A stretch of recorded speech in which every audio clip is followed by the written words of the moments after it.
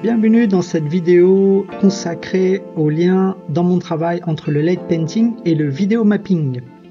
Alors là, vous pouvez voir à l'image que je suis en train de déplacer les lumières dans l'espace et les traces de lumière apparaissent sur le mur derrière. En fait, ça c'est une vidéo qui date de 2009, c'était au centre culturel Bellegarde à Toulouse, où j'ai rencontré un artiste qui m'a permis de tester pour la première fois le light painting en vidéo et en temps réel. Ici, c'est un petit peu plus tard, en 2009 également, c'était durant le festival Rio Loco.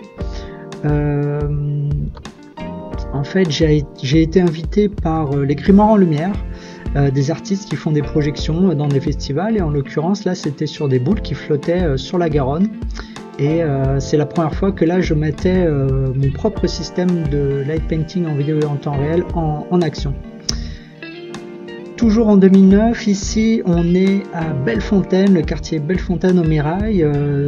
C'est quelqu'un que j'ai rencontré qui m'a proposé de venir installer le light painting en vidéo et en temps réel. Et on a continué dans la foulée à aller dans le centre-ville où là on est sur la cathédrale Saint-Étienne. Et c'était vraiment génial puisque en fait ce sont des installations interactives dans lesquelles les gens s'arrêtent et ce sont les gens qui font du light painting. Ici, dans la même foulée, on a testé, c'était avec Guillaume et Mathieu, on a testé le light painting en vidéo et en temps réel, alors sur la dorade, sur les arbres. C'était vraiment assez magique, hein, parce que là, on voit qu'il y a une dimension, qui est vraiment différente que quand on projette sur une surface plate. Et puis, ça s'est enchaîné, hein. Là, c'est dans le musée des abattoirs, dans la cour extérieure, où... pareil, on a installé l'installation interactive de light painting en vidéo et en temps réel. Derrière moi, on peut voir le mur des squelettes. C'est une des attractions du Muséum d'histoire naturelle de Toulouse. Ils m'ont embauché pour réaliser un spectacle pour la nuit des musées. C'était en 2015. Et alors là, j'ai développé un programme spécial en fonction des squelettes des animaux qui sont exposés dans la vitrine. Donc là, la projection, elle est monumentale, hein. Elle fait peut-être 20 ou 25 mètres de large sur 8 de hauteur. Donc voilà, les animaux marins accompagnés d'un effet d'eau. J'ai fait des nuages évidemment pour les animaux dans l'air. Et ce qui est excellent, je trouve, dans ce spectacle, c'est que j'ai fait intervenir des gens du public dans la création où je les ai flashés. Là, ce sont des enfants qui sont suspendus aux branches de ce grand arbre que j'ai réalisé. Ici encore des enfants qui chevauchent un squelette d'hippopotame. Voilà, on a poussé le concept assez loin. Là, sont deux personnes qui se font du surf sur un espadon, le squelette d'un espadon. Voilà, ça c'était vraiment une très bonne idée. C'est Valérie Bernard, la programmatrice du muséum, qui m'a proposé de faire ça. C'était vraiment une super expérience. Merci encore à elle. Alors, ici on est en 2016, c'est pour la nuit des musées au musée des Augustins, toujours à Toulouse, où je suis allé réaliser plusieurs tournages dans le musée, dans lequel j'ai fait du light painting sur les sculptures. À l'intérieur du musée, c'est vraiment excellent de pouvoir travailler alors que le musée est fermé et pouvoir faire du light painting, des créations en direct autour des sculptures. Ici, c'est à Haut-Villard où là, je réalise, je crois que c'est la première fois où c'est le plus abouti, où je réalise le vidéo mapping avec le light painting en direct. Donc, j'ai créé des masques qui me permettent de peindre à certains endroits et d'éviter de peindre à d'autres endroits, ce qui me permet d'approcher ce qu'on va qualifier de vidéo mapping, c'est-à-dire de projection en fonction de l'architecture. Et là, donc, avec le light painting, je crée aussi également des calligraphies que je place en vidéo mapping sur l'architecture, sur la façade.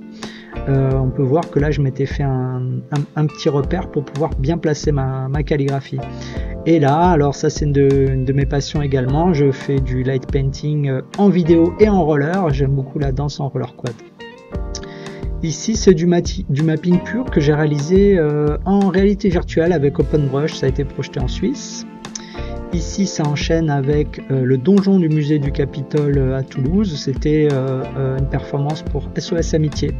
Malheureusement, j'ai eu des gros problèmes techniques qui font que j'ai pas pu faire le spectacle. La carte mère de mon ordinateur a grillé le soir même, alors que le soir d'avant, les répétitions, tout a fonctionné. Et alors ici, c'est une belle création aussi. C'était pour les Journées du patrimoine sur le château de Portet-sur-Garonne, qui est devenu un centre culturel.